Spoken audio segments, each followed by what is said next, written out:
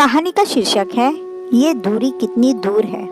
यूँ तो वह दोनों बहनें हैं और खुशकिस्मती से दोनों सगे भाइयों से ब्याही गई थी, मगर शादी के बाद घर में दोनों देवरानी जेठानी के रुतबे की वजह से दोनों का अहम बीच में आने लगा था। दोनों एक दूसरे को नीचा दिखाने से कभी नहीं चूकती थी। आए दिन की नोक-झोंक छोटी से छोटी बड़ी लड़ाइयों में तब्दील होते हुए समय नहीं लेती। दोनों की वजह से कलह तक इतनी बढ़ गई कि बड़े भाई को ना चाहते हुए भी छोटे के लिए अलग मकान खरीदना पड़ा। बड़े भाई को डर सता रहा था कि कहीं रोज़ रोज़ की कलह से कोई बड़ा हादसा ना हो जाए।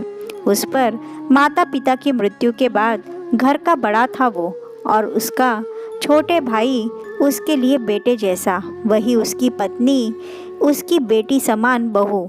मगर यदि वह उन दोनों का पक्ष लेता तो पत्नी नाराज़ हो जाती।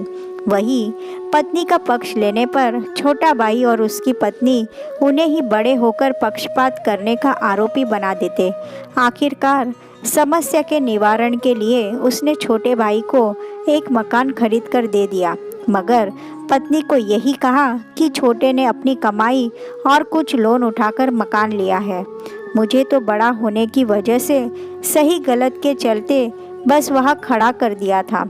उसकी पत्नी ने उससे पूछा, अच्छा वैसे कहाँ लिया मकान? उन दोनों ने, बहुत दूर है उनका मकान। इतना कहते हुए उसकी आवाज़ भर्रा गई और आगे वह कुछ नहीं कह पाया।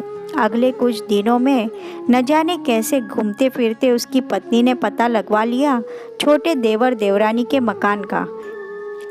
उसी शाम पति के घर आते ही वह उस पर बरसते हुए बोली, तुम तो कहते थे बहुत दूर लिया है मकान, और ये तो 2 गली छोड़कर ही खरीद लिया मकान अपने ही ब्लॉक में।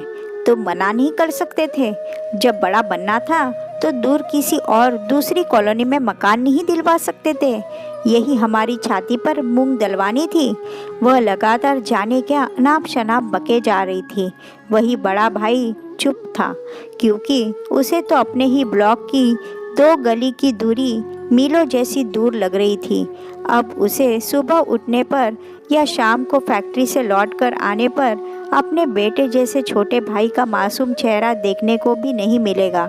उसके दिल से कोई पूछे ये दूरी कितनी दूर है।